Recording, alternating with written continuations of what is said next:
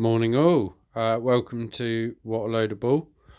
Not actually sure what episode number this is at time of filming, but today I'm going to start working on the coilovers. These are the rears, they're not a true coilover. We have a separate shock and a separate spring, which matches the OEM style of doing it. They are BC Racing.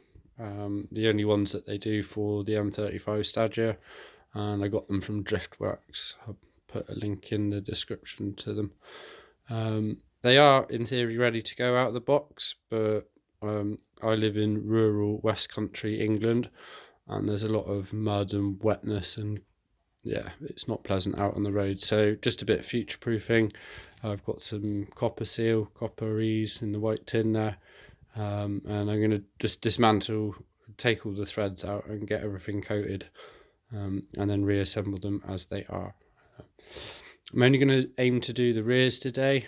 I wouldn't recommend doing separate suspension on front and back, but I don't have the time to do everything. It's my rear suspension which is actually shot on there at the moment, so if anything, I'm just replacing faulty equipment rather than thinking of an upgrade. I'm going to try... the other reason is I want to get the rears to bed in a bit, because the new wheels that I'm fitting are going to be pretty tight. So I'm going to do my ride height adjustment with the new wheels fitted today. And I think it's actually going to jack it up a little bit, which will be fine. But then for the next week or so, drive around on my current wheels, just in case there's any sag or any droop in the springs as they bed in over the next couple of weeks. And then I know that I'm not going to be hitting or interfering with my new wheels. So here they are. I'm so chuffed with these. I think this is actually going to totally change the car. So we've got spring seats which go on the top of the springs, and there is spring preload adjustment there, and then your main ride height adjustment is done on the shock here. We've got this little viewing hole. The instructions say you've got to leave at least 25mm in, so I'm going to use that as my my viewing hole, my reference, and not take the thread any higher up than that, but hopefully I won't need to jack it up that high. So yeah, I'm going to get them all covered in copper grease, and then I'll show you what it looks like when that's done. Well, classic afterthought. I'm also going to measure everything, so that when I reassemble it after all the copper grease, then at least I know that I'm starting with the out of the box dimension. So I'll probably measure the amount of thread that's left here and overall length. I've already adjusted that one before I remembered, but I'll give that a measure. I don't know whether it's specific or not, but at least then I'll know that I'm out of the box specs. So measure, record everything, make your notes clear, don't lose your notes. So just using one of my son's old toothbrushes, just put a nice light bit around all the thread. I'm going to put the collar back on, and then after I put the collar back on, I'm going to put a little bit more grease on whatever the collar disturbs as I put it on. So I'll show you that in a sec. Cool beans. So both collars on. It's set to 25mm of exposed thread up here, so about an inch. And then I've reapplied more grease. It didn't really disturb it much. It felt good screwing it all back on, so I know that was a good move to do that. So just going to repeat with all the others. I'll show you the shock when I get to it. So just before I do the shocks, a bright idea I had, because I'm full of them, I've wound this one down so it's as low as it will go, and then I'm going to measure this bit, and then I'm going to spare this area of copperies, because there's no point in putting on there. It's just going to attract dirt, and if we're not going to put any thread up there, there's no need to have it there. So right, yeah, I'll crack on with that. So I got the main bit all done. I've also put a bit inside here just past where the thread finishes, just so that as it's going up and down it kind of gets topped up. In theory, I don't know whether it'll work or not, but I think logic suggests it would. Right, that's the first one all assembled and all greased up. I've actually bottomed it out. There's only about 5mm between it, and when I measured them there was about 5mm between the two, so I've bottomed it out so that they're both going to be the same. The other thing I did, just to double check, oh, you see my washing in the background. So that's the first one reassembled, all greased up inside. The other thing I did was I turned this all the way to soft and then counted it back 15 clicks. There's 30 clicks between each side, so I know as a starting point for the soft hardness, I'm in halfway, so a good idea to do that before you do anything. Okay, something worth noting which just threw me a bit, these are both on 15 clicks, but as you can see, one's clocked slightly further around. I wound them all back to soft again, and they have different starting positions, so don't just match up the wording, make sure you count the clicks if you do that. Okay, I'm outside now. First thing I did was measure ride height, so I went from the bottom of the wheel to the wheel arch. So I got that for both sides. What I thought was going to be the lower side, which is usually the saggier side, is the left, but that was actually a bit higher, so we're going to assume 700mm both sides. First thing I'm going to do is put the new wheel on the existing suspension setup and just see the wheel arch gap, see how much more we need to gain from that, and then I know when I measure the stock spring lengths and shocks what we kind of need to add on to that as our first fit. So okay, let's see how we go. So found a good jacking point. I'm just going to crack the wheel nuts before jacking it up, and then I'll get the rattle gun on it to actually get the nuts off. Alright, pretty impressed with that. That's a good gap. That is pretty much exactly what I was aiming for. I've jumped up and down on the back, so it has dropped down a bit. I'm going to have a bite to eat and hopefully it will droop a little bit while I'm doing that. If not, that is a very good starting point. So, or I say baseline, not right. That is the original springs and shock in there at the moment. But yeah, good gap. There is a wheel spacer in there because my existing wheels need it. And you can see there's quite a bit of poke as a result of that. And I already know that I'm going to have to roll the arch a bit, but I'm not doing that today because these wheels are only on for test purposes. So, right, time for some lunch. Right, it's pretty gross in here, so I'm actually going to give it a quick pressure wash before I start dismantling anything. Noticing a few little spots of surface rust as well, so hopefully we'll see a bit more about that when we get all this gack out of the way. Like I said before, I live in the West Country in Somerset. There's lots of mud on the road. There's no getting around that, so excuse me if I got dirty arches. I have done another measurement. So seeing as it looked so good before, I thought this would be a key one to get. I'm also going to measure the strut length and also the spring length as it is. And then I'm going to adjust the BCs to that, and then I think that would be a really good starting point. But it looked pretty good, the arch gap with the big wheel on as it was, so I'm just going to aim for that and hopefully all be good.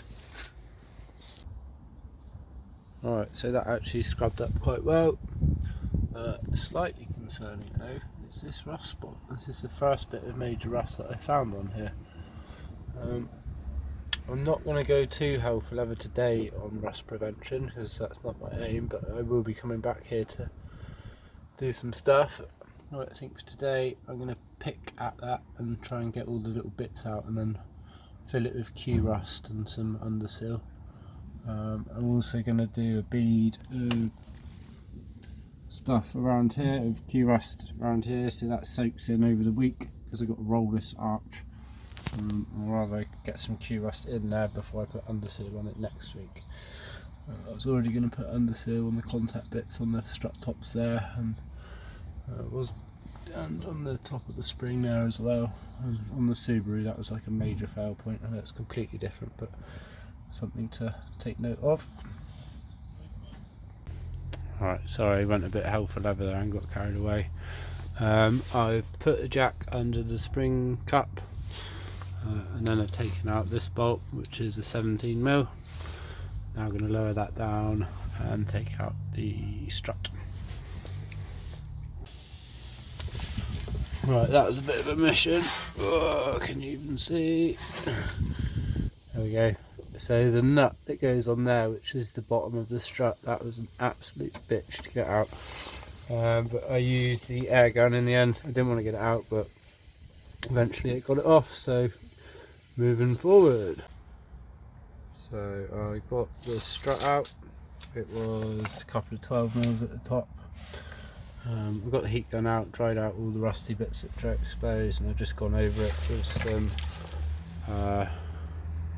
underbody seal with added wax oil. So only a temporary measure. I don't like leaving rust unattended. I couldn't actually find the Q rust that I've got, but this will do for now.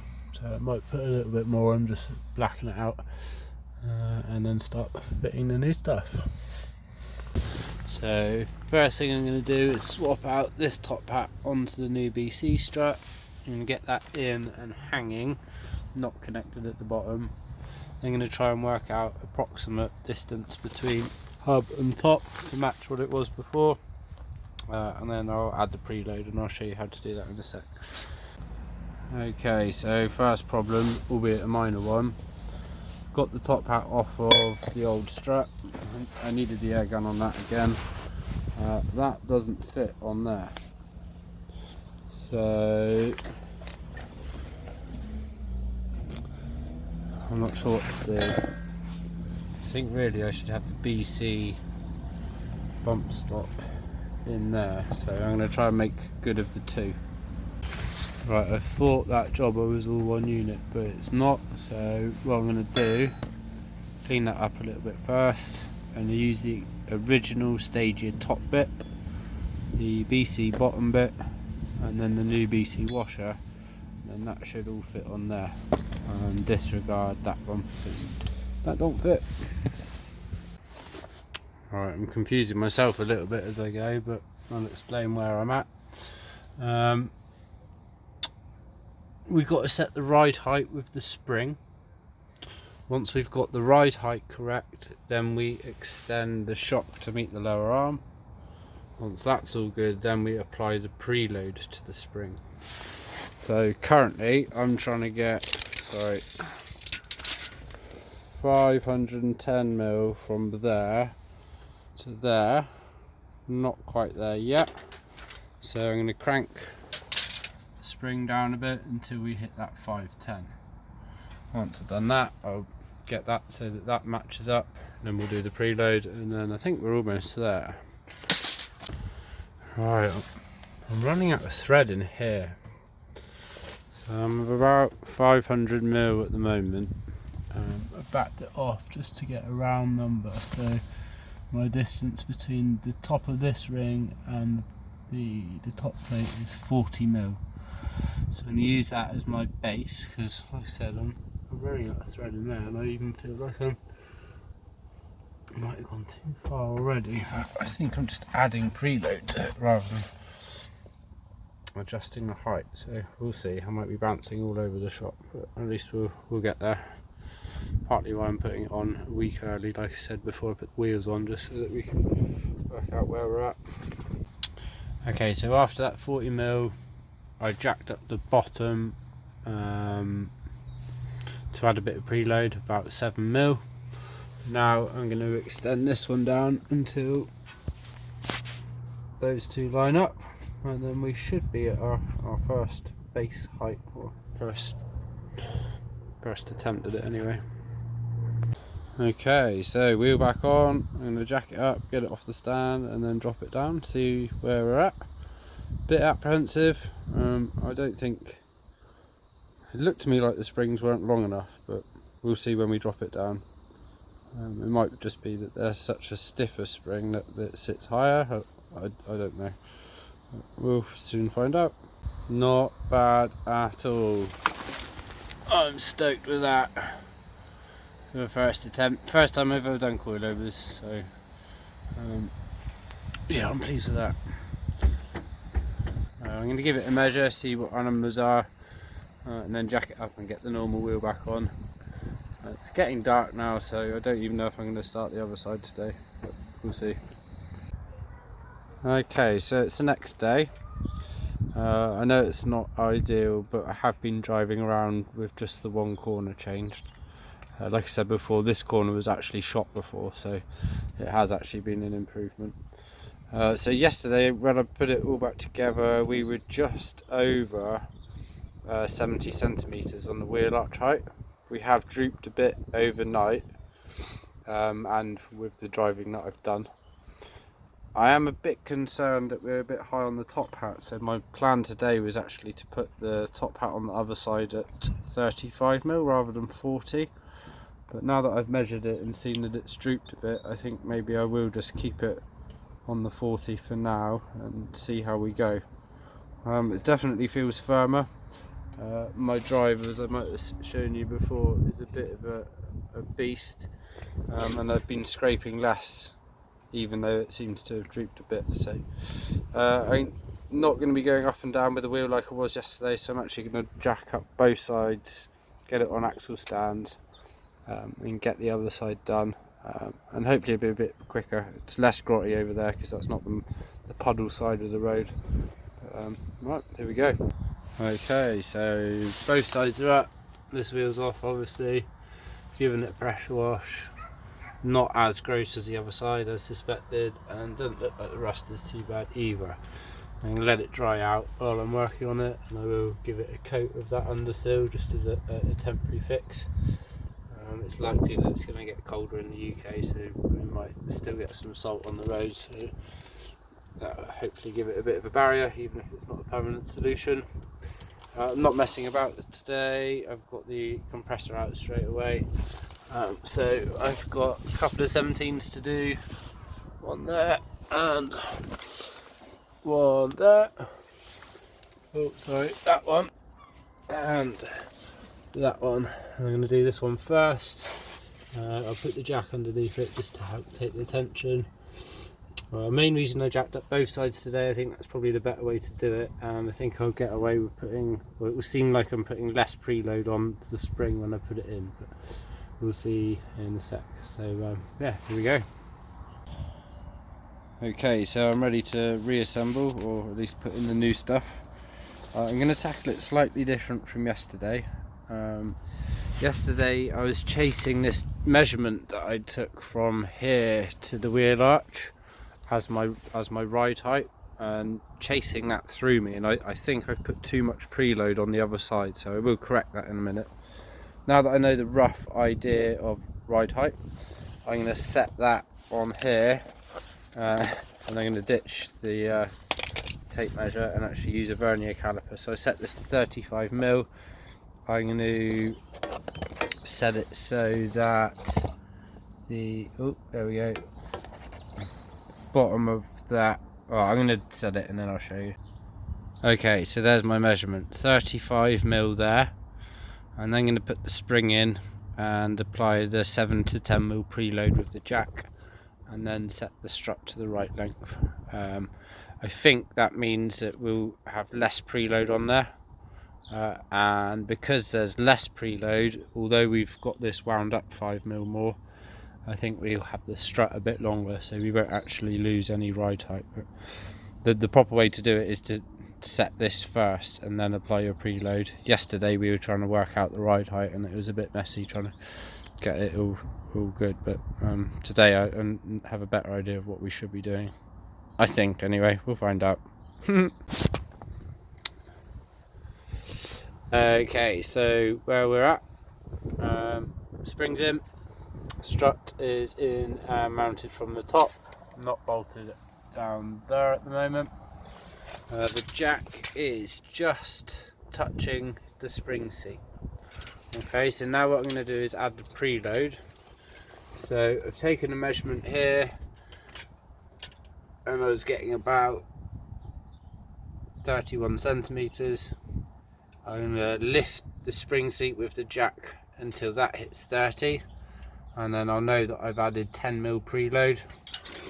Then I'm going to adjust the strut so that that eye bolt matches up, and I can just thread the bolt in with no pushing or shoving, and then I know that the preload's all set correctly.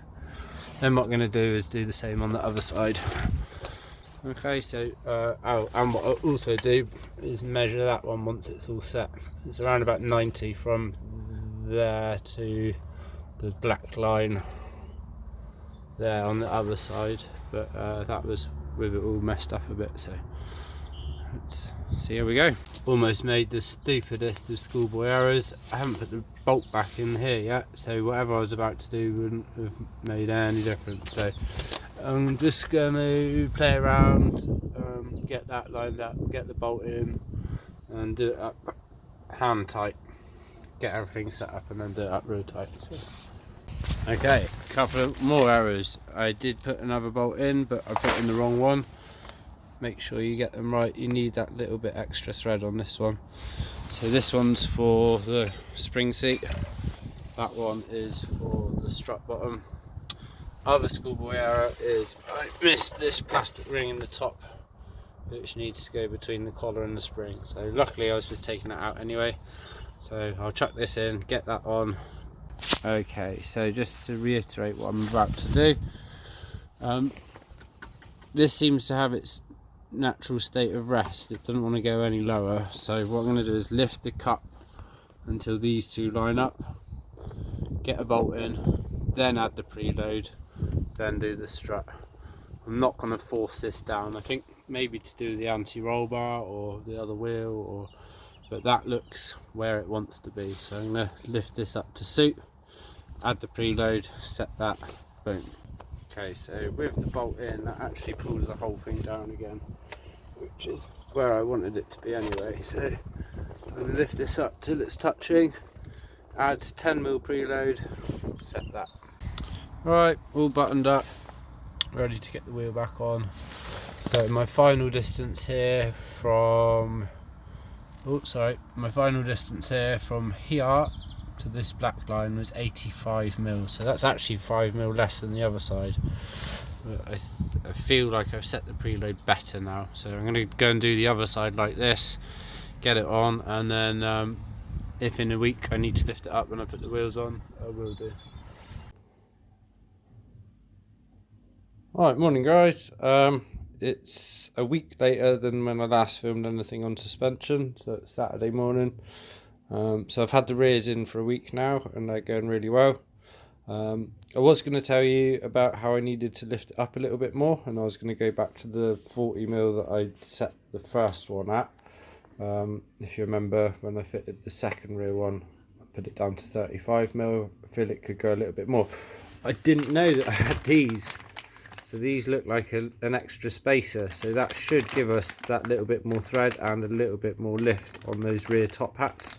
Probably not going to do those today because I'm not planning to get to the rear today. I just want to get the front suspension on.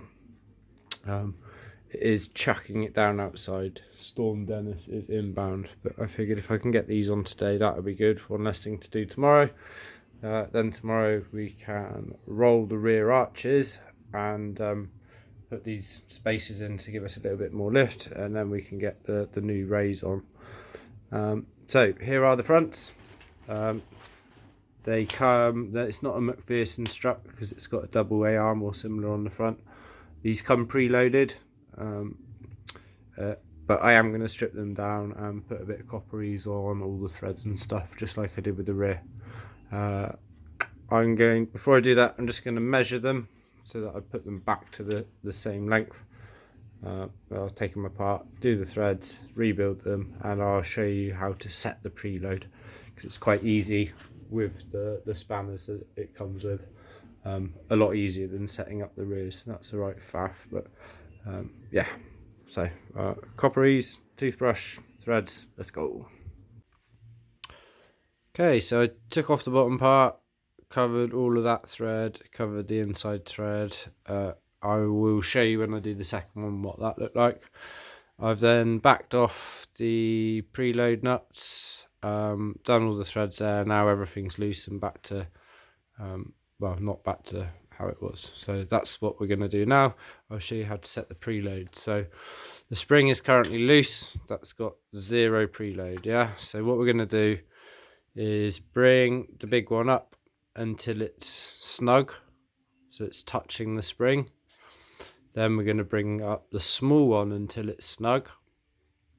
Then we're going to push the big one further up until we get a gap the width of our little wrench that came with it. Then that's set the preload. Then we're going to bring up the little one to make it tight. So that's the plan. I'll show you what that looks like in a sec. Okay, so I've got the big collar up, hand tight to the spring. There's no play in that now. I've got the little collar up, and what I'm going to try and do is tighten that up one-handed. Look at this, eh? So I'm now adding the preload to the spring. This is what happened. This is what it comes with out of the box. But like I said, I live in rural UK, and I need to weatherproof these a bit more. I can't do this with one hand, so I'll show you the gap in just a sec. Okay, so I tightened up the big one until I could get the wrench in between that gap. Okay, so we set that bottom on from where we snugged up the big one. That's the gap, that's our preload measurement. And then we're just going to snug up this bottom one now and do it up really tight up against the big one using both the wrenches. Sorted, preloaded. Okay, here's the other side. Can't really make it out, but I've covered all of the bottom of the thread there, inside here, and I've also put quite a lot in underneath so that as it goes up and down it kind of tops itself up. I won't bother showing you the preload on this one. I'm just going to crack on with this, and I'll see you outside. Right, it is chucking it down, but I am going to do my best to get the fronts on. I've just measured. I am 28 inches from wheel arch to the ground, so that's what I'm targeting to start with, until I get the other bumper on and my new exhaust. I don't want to be lowering it too much, but hopefully by the end of the weekend we'll have the 19th one, and that will give us a little bit more ground clearance as well. So jack it up. I'm going to do both sides. For now I'm just going to measure the existing shock length and then match the coilover to that, and then see what our ride height's like. I'm not going to faff around going up and down. I'm just going to chuck it on there. I'm going to do a bit of pressure washing underneath like we did the other day, and hopefully a little bit of underseal as well. Might have to get the heat gun out just to dry some areas. Most of this wheel arch is plastic though, so I'm only really worried about the top hat where the coilover locks into. So nice one, Storm Dennis. Wish me luck. Right, so this time I'm taking measurement from where the lower arm clamps on there to there. There's 42 centimeters. I measured that on the old one. That seems to be the best way to do it. The old one actually has a longer bottom bit, but that's where it's going to sit, so I figured that's the right measurement to do it. That'll make a bit more sense once it's on, but I'm just hiding in the porch a minute while it's raining, getting this set. So, right, let's check it off. Right, one side done. That took all of 20 minutes. So at the top we've got the 3 bolts which you need to undo, or 3 nuts that you need to undo from above, which is a 12mm. At the bottom we've got a 19mm. Where are we? Yeah, where I'm pointing. Yeah, cool. And then we got this joiner as well, so this is the bit that I was measuring from. To take it off, I undone the top, I slackened off the middle, popped out the bottom, and then split the old one while it was off the car. To put it back in, I actually put in the BC part, got that attached at the top, and then pushed that one in from the bottom. I'm just sussing out where it's best for this ABS sensor line. I might see whether I took a photo before, but yeah, nice and easy. Right, I'm on the other side, everything's all undone. I'm just taking note or video reference of where these sensor bits were so I can match it. We'll get it a bit better on this side. But all going good. We've got the other one, the length all set, so shouldn't be much longer. Buzzing right now. Despite the torrential rain, I managed to get this all done. Took hardly any time at all. So yeah, just about to put the wheel back on, lower it down. Probably gonna shower and get dry, have some lunch, and then go out for a test drive. I'm saying ACs are installed now. Probably need a final tweaking of ride height and stuff once we get the bigger wheels on. But I think for now, as a starting point, this will be fine. And same with the rears. I didn't want to lower it too much on the front while they're bedding in, so it might droop a little bit over a week or so. Sorry if all you hear is rain, wind at the moment. Not a lot I can do. I'm still filming on my phone at the moment, and it's minging out here. But BCs are in. Whoop whoop. Right, back on the ground. Chuff with that. So you're going to let it settle while I have some food, and then go out for a little test drive. Wheel arch is looking, all the gaps looking about the same as it was before. So yeah, pretty chuffed with that. Right, mission successful.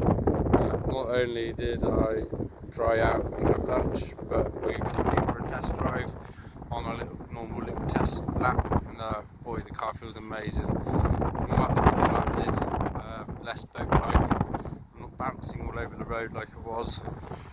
Obviously still some adjustment to go. Tomorrow I'm hoping to fit the other wheels, and the reason why that's not just a bolt one is I need to roll the rear arch, so hopefully the weather will be good for that. Get that on. Going to lift up the rear ever so slightly. I'll probably leave the front as it is for now until I fit my other bumper, and obviously let the front bed in a little bit more, and then I'll be looking to lower it a bit at the front. I'd rather it was lower at the front and higher at the back, just for well, my LPG tank hangs right out the back, so it's quite a lot of weight on the back. So carry it up and that, I'd rather have the room to go down a bit once loaded. So I'm going to call it end of the video for now. Thanks for watching. Please give us a like, subscribe.